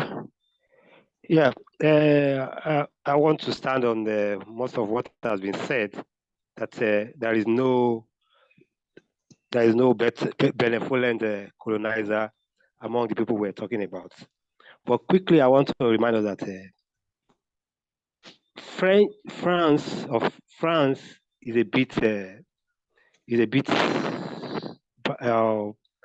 barbaric in their dealings, because they are more or less the remnant of what we can call the original Europeans. The Europeans are just one barbaric set of people. Don't forget that this English we are speaking today is a latter day synergy of European language. The English came up after the 1066 Anglo-Saxon War. So the rivalry, the European, especially the Western European countries, they started their own war right in their own domain. And they came to Africa and went to other places in search of resources to maintain their greed. And whatever we are seeing in French today is a pure, undiluted Western European character. And because the war still continue underground between them, the people, the English-speaking people, the Westminster, the British, they've taken their own captive in those of us that speak English, while French also have their own in the Francophone people. But English is they're a bit luckier because English has been turned into world business language and the language of science. But French is denied this a platform. So they are fighting tooth and nail to make ends meet. France is just that small country we all see there. Somebody mentioned earlier that the diamond refinery is in Britain, where they do not have diamond mine. The same thing as France. France are the largest gold reserve in the world, and they do not have any gold mine. So they are all stealing their resources from Africa and wherever they can get it, and their competition continue. That is where the extension of British to Canada, we also have Francophone Canada. So it is the rivalry between them. And as it is going, thank God for the coming up of Russia. Russia is bringing out, is giving us multipolarity in power structure. The world order is being disrupted by the resurgence of Russia. Russia will give us alternative to think about. As we are talking about European, we also have Arabs stealing resources and the colonizing us with a lot of imperialism. So the point is, how are we going forward as Africans? We can discuss all these problems till eternity, but what is the solution we are putting in place? What are actions that we are putting in place to back us? We need to start. We need to also have our own ways of building our own resources gradually. We cannot overlook economy until we have economic power. Until, unfortunately, our brother Gaddafi couldn't achieve an African currency that he wanted to back up with his dollars. Unfortunately, all his money is gone. They kill him, and they will do everything to get resources to maintain their greed. The question is, what are we doing to start building our own empire? What are we doing to start connecting ourselves? These are things we should be doing, we should be talking about. I am happy at the end of the first part of a Putin interview with the other guy. We were all eager, asking, what is the action forward? What is the way forward? That is what we need to do. If at Conscientious Team we believe that ours is just to bring platform for exchange of idea, we should also go out for people that are ready to go with boot on ground to start doing something. We should start reconnecting ourselves. Everything that ECOWAS was formed to reduce the influence of France on Africa and West Africa, but France has done everything to undermine ECOWAS, to dismantle all the visions of Africa, and they are doing everything. Nigeria, for example, is in the hand of France, America, British. They don't want this country to move forward, because that is why they make sure that we do not have reasonable people leading us. Any good people, any reasonable, intelligent person that becomes Nigeria president will be removed. Anybody that is not going to according to their dictate will be removed or will be killed. All the Nigerian head of state that have been killed were killed by CIA and France agents, because they see them as threats to their means of drawing cheap resources to maintain their empires. So we need to start building our own solidarity. We need to start building resources. We need to start making efforts to make sure we're building a pro-African economy. We are building everything that can move us forward, so that we don't just keep talking talking there. So that is what we're doing. France will continue looking for resources to maintain their greed. They will start undermining anything that is standing in their way. But how are we doing? What are we doing to build alternative resources, alternative power, alternative synergy, so that African can be liberated? Thank you. Chair, can I come in? Brother Numi, very well spoken, and thank you for that. You've hit the nail on the head. One of the reasons we have in the Saturday class, this discussion, as I explained earlier at the beginning, was so that this Saturday session is the heading, if you like, is action. What should we do? So we hear you. You propose to us what you think we should do. And I want to mention Brother Pigeon, who on the participants is consensus in class. Yeah.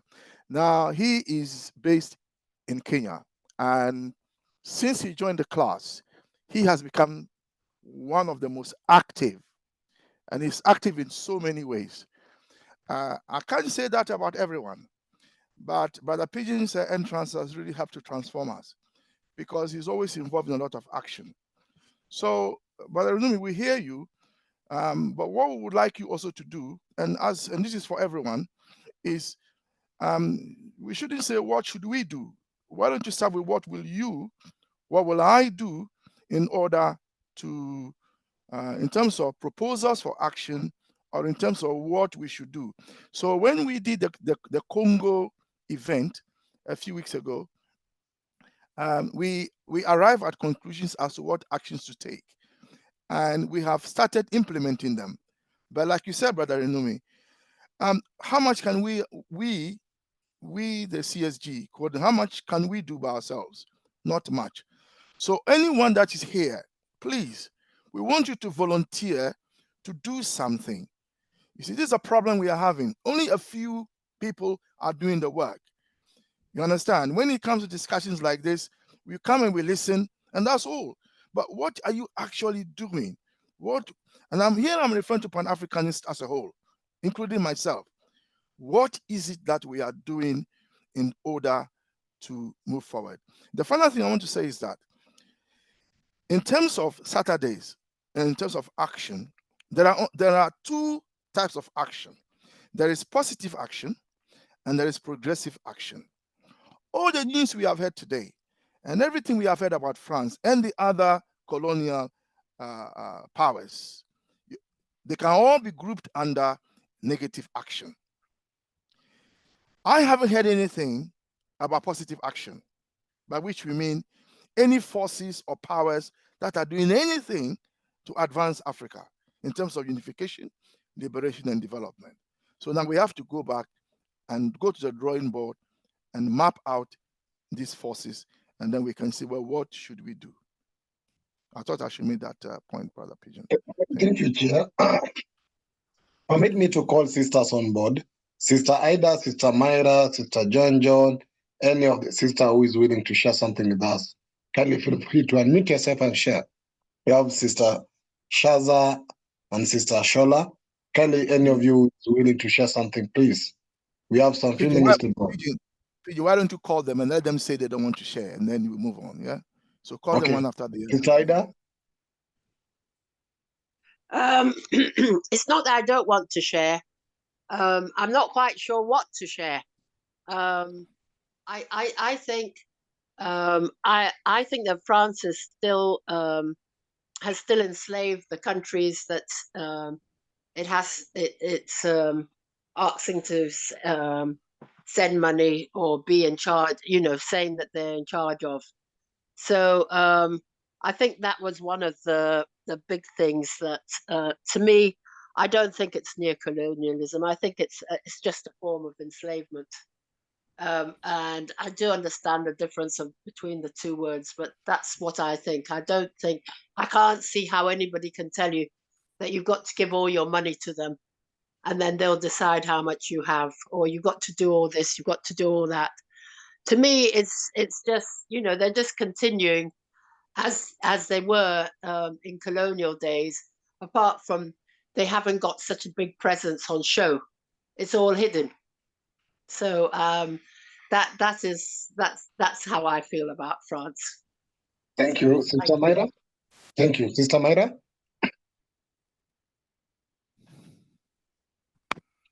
I'm just listening. Thank you.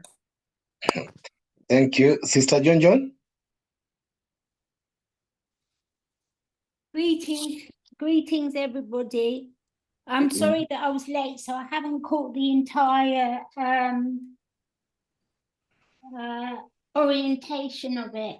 All I know is where's DJ? He said what I was going to say about France. I'm whispering because my neighbours are aggro. And the thing that worries me, and I don't know whether that's definition of colonialism, neo-colonialism, is that there are people of European ascent who are disguising themselves as reparationists. And to me, they're creating a new colonization. I'll give you an example. Some fellows from France whose ancestors built the ships say that they're reparationists. They're European, French, white. They say they're reparationists, but and they want to build momentum for reparations. However, their idea of building momentum for reparations is to build a replica ship, life-size. I did ask them if they would be putting white men in shackles in it. They didn't answer that. But this idea that reparations is now being colonized again, but I've been educated on everything you spoke of here, so I'm not really well informed enough on this particular subject. But I do know that France has a habit of naming towns all over the world for only one reason. In terms of being proactive, I think we're all proactive in our own way. But I do agree that there's always more to do, but there seems to be huge amounts to do. But yeah, I think we're all doing it in our own way. For me, it's the education, because I'm half Wazungu, and listening to other people. And as a filmmaker, I want to change the narrative. But I find that thoroughly stimulating. Thank you. Thank you very much, Sister John John. Sister Shola? Thanks. I'm just listening in. Great conversations. Thank you. Thank you. Sister Shada? Yeah, greetings. Yeah, I'm listening in and reflecting. I don't really have anything more to add. Okay, thank you. I think I've gone through the list of the sisters I know. Unless there's a sister, maybe you can raise up your hand. But let me go back now to, we have like 3 minutes to end up. And I'll give, of course, a minute to Brother Joseph and a minute to Brother Coco before we come to us. What should we do? What must be done? Because ours is always one thing. What must be done? Can I suggest, Pigeon, that people type in, because of time, people should type into the chat what they think we should do. Yes, and I think that will help us. Yeah. Thank you for that. Maybe in the next 2 to 3 minutes, kindly, what do you think must be done? Can you type it so that we can have that and assemble it or bring it together so that we can have an action point or a solution? So kindly feel free to tap that. Thank you very much for that. Brother Joseph? Yeah, I would say in terms of what can be done, but first of all, I want to remind people that France, even today, is a member of the UN Security Council. So you see how things are upside down in the world. They should be showing an example if they were very genuine, and they have a lot of clout in the IMF, the World Bank. But I would say in terms of what can be done, like we can share, individual, like for instance, I was glad that I was able to share that information with you, but Pigeon, the word with MBK that you could have used today, so people could share when they get information, share it among those who are there in contact with, so it can help us to know what is happening on different fronts. And there are other news that I thought could have come in here today, which was not indicated, like the drowning of so many people in the Mediterranean of the coast of coming from Libya this week. I mean, that was not mentioned. But anyway, but one practical example is like there's a documentary film that was done by a young guy from Britain with I think Gambian connection, who did the situation on Niger and France colonization of Niger. I would say that's an excellent film, which was aired on the Global African Network. Maybe you can talk to Glenroy. I mean, to see how we can get the link so that, or the information that people can look at it, they will tell you a lot of the real nature of the evil of France. Thank you. Thank you. Brother Coco, just a minute. We are exactly at our time. So have maybe a minute and a half. All right. Three things. One, education, because they are keeping their people ignorant. So we need to educate their people for them. We need to distribute propaganda. This is positive propaganda to tell them what their people are doing in Africa. Number one. Number two, we already have allies here who can speak for us, like Claire Daly from the Ireland. We have George Galloway here, who I think we need to approach him and sort of press this case forward. And then the third thing is ACUP is planning a demonstration in Addis for the AU meeting. What we need to be doing is actually pushing this agenda up front. We need to be joining them, but making sure that the French colonization of Africa has to be at the forefront, because there is no unity in Africa if this evil is not eradicated. Many thanks. Thank you very much. So we have come to an end of our class, and just to remind you that you can see the poster on our screen. This is Mama Africa. No matter how you like it, how it appears, the Mother Africa is the oldest, as we can say. But the burden we are carrying on our head is the so-called loans and these repayments and this nonsense. This is actually burdening Mama Africa. The Mama Africa has to feed her sons and daughters who actually cannot get any sufficient milk for themselves because a certain old man at the back there, either be it France or the West, is still ready and not ashamed to still hold on Mama Africa despite of the responsibility Mama Africa has to the younger generation who are looking forward, but very sad that the future is not having any light to them with this man at the back. And the younger sisters and daughters of Africa are surprised whether they are going to inherit the same burden. What must we do? We must actually liberate Mama Africa. It is upon us as Africans to free ourselves without asking for any permission, because there's no way we can allow them to continue using our continent as such. So, comrades, it is my responsibility and your responsibility. So let's come up with resolutions. Let's put forward the recommendations. We will do letters where necessary. We'll do push ourselves to AU where necessary. But we must actually also speak sense to those leaders who are continuing with this and join those who are walking away from this, like those liberated, we will call them liberated territory from the West Africa. We must join them and speak to those who are still under this, because our unity is our strength. Thank you very much. Brother Kwame?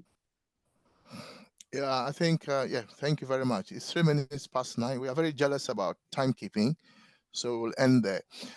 Please, most of you would have come here through Brother Pigeon's broadcasting of the poster. Please contact him if you haven't done it already, in terms of what you think we should do.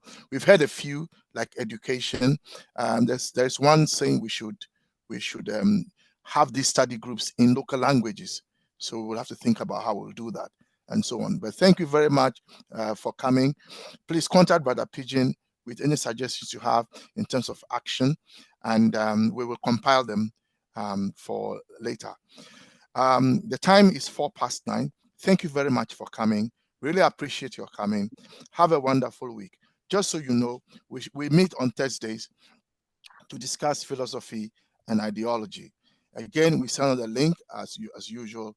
Please, if you are able and you feel that you want to, please join us for the philosophical and ideological discussion, because that is where we get the right perspective for the struggle ahead.